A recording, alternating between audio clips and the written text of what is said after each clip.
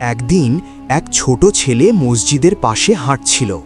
হঠাৎ সে দেখল একটি ছোট পাখি মাটিতে পড়ে কাঁপছে। পাখিটির একটি ডানা আহত ছিল। ছেলেটি চারদিকে তাকালো, কেউ পাখিটির দিকে খেয়াল করছে না। সে আলতো করে পাখিটিকে হাতে তুলে নিল আর বাড়িতে নিয়ে গিয়ে একটু পানি দিল, কিছু খাবার দিল এবং একটি ছোট বাক্সে নরম কাপড় দিয়ে তাকে রাখল। কয়েকদিন পর পাখিটি সুস্থ হয়ে উড়ে গেল। ছেলেটি খুব খুশি হলো, কিন্তু সে জানত না তার এই ছোট দয়া আল্লাহ দেখছেন। কয়েক মাস পরে একদিন ছেলেটি বড় বিপদে পড়ল। সে হারিয়ে গেল একটি ভিড়ের মধ্যে।